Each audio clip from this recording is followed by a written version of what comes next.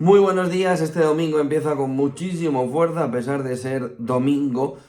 sobre todo porque Vladimir Putin acaba de conceder una entrevista en Rusia en el que apunta ahora ya directamente a Occidente de ser el cómplice de todo lo que suceda a las tropas rusas en la guerra de Ucrania. Dice que todos los crímenes cometidos por Ucrania serán culpa también de Occidente por el envío de armas. Dice que su país debe tener ahora mismo un aumento, o debe tener en cuenta esa capacidad nuclear de la OTAN a la hora de prepararse para una contienda que ya no es solo contra Ucrania, sino que considera que ya es contra todos los miembros de la OTAN. Se ha despertado Putin con ese mensaje en una entrevista en una televisión rusa, en el que apunta que todo Occidente ha indicado que quiere ganar contundentemente la guerra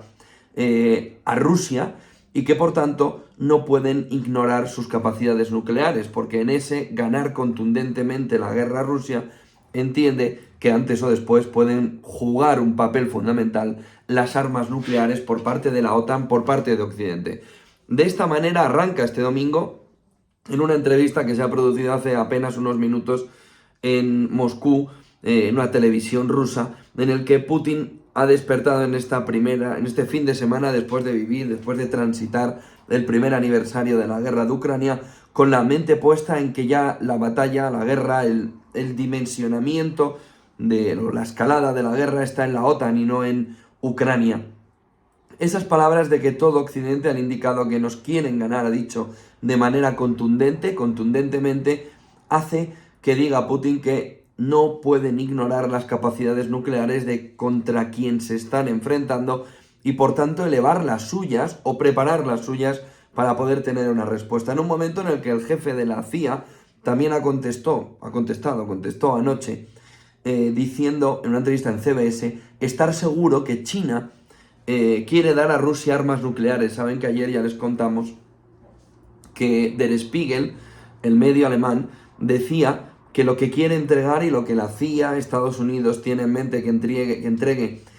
China a Rusia son drones de ataque, unos 180 que podría entregar en el mes de abril. El jefe de la CIA volvió a insistir en CBS, en la tele norteamericana, estadounidense, que dice estar seguro de que Rusia le va a dar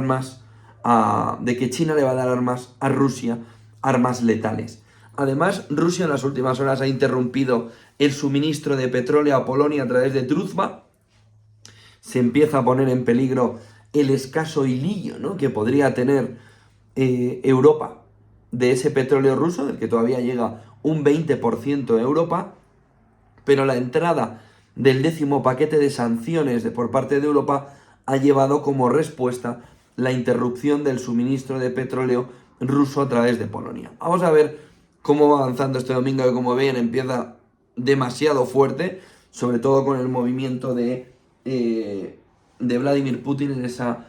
entrevista. Enseguida entramos también en lo económico. Antes quería decirle, como todos los domingos, suelo darles una lectura que más o menos esté confeccionando la fotografía, ese movimiento de por dónde pueden ir los cauces, en este caso en la guerra de Ucrania. Mañana precisamente va a estar a la 1 de la tarde, hora española, conmigo Yuri Felchinsky, para intentar darnos detalle no solo de este libro, sino del último publicado en los últimos días, precisamente sobre la figura de Vladimir Putin, de Rusia, y hasta dónde puede escalar este conflicto hasta la Tercera Guerra Mundial. En este penúltimo libro, que es el que yo me estoy leyendo este fin de semana, Ucrania, la primera batalla de la Tercera Guerra Mundial, Yuri Felchinsky, junto con Michael Stanchev, nos muestran la fotografía de cómo este no es el punto final, ni es un accidente en el camino, sino que es un proceso que Rusia estaría implementando para en 3 fases recuperar las fronteras de la extinta Unión Soviética. Vamos a ver mañana, estaremos, como les decía, a la 1 de la tarde, con todos los detalles, intentando ver cómo es ese medio y largo plazo, que ahora mismo la escalada, que ahora mismo es la clave fundamental, como decía Yuri en este libro, si la guerra de Ucrania es el primer paso de esa Tercera Guerra Mundial, o simplemente abre la puerta a una Segunda Guerra Fría, como le venimos diciendo, contando, insistiendo desde la semana pasada, cuando Rusia suspendió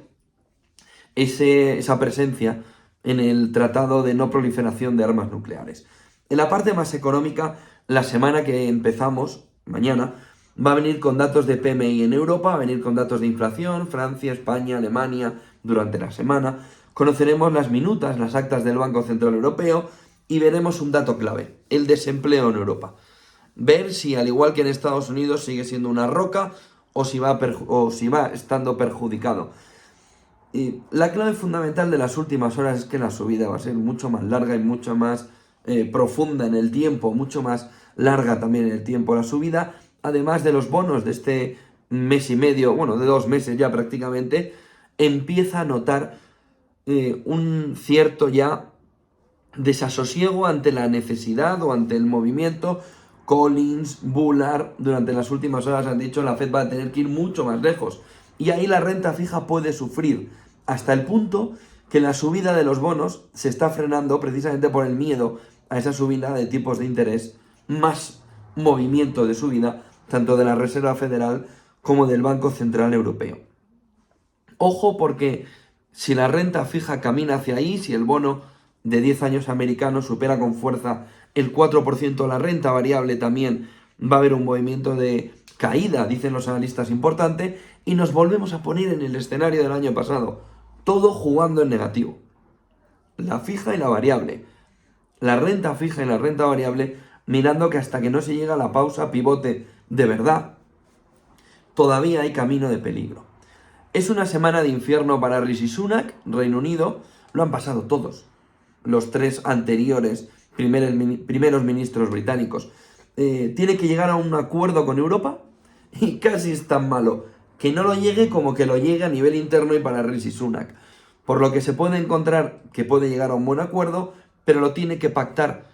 con la parte más de izquierdas del Parlamento británico, lo que es inconcebible porque su propio partido, 40-45 diputados, digan que no le quieren apoyar. De tal manera que le espera la típica semana en el infierno que han tenido todos los anteriores presidentes, Cameron, Boris Johnson, a la hora de ver esa relación del Brexit, en este caso, con el acuerdo comercial con Irlanda del Norte en el fondo. El G20 ha acabado además sin consenso, se han metido en un jardín importante los ministros de Economía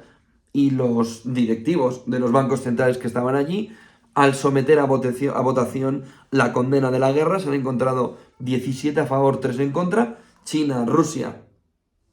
y no sabemos la abstención que pueda haber, porque India no ha querido desvelar cuál ha sido la posición tomada en ese G20, lo que ha dicho es que no era el escenario, pero no ha querido decir cuál era su posición. Bullard ha dicho que hay que moverse rápido para restaurar la credibilidad de la Fed, si es que queda algo de credibilidad de los bancos centrales, y en este entorno iniciamos una semana que va a volver a ser tensa. 3 semanas en negativo llevamos, y esta cuarta no parece que pueda dar mucho respiro, pero los analistas dicen que puede ser el movimiento de recuperación ya en esta semana, o la profundización de que estamos ya en un canal negativo importante. Se va a ver sobre todo con los datos macro que conozcamos en la semana. Buen domingo y buen descanso.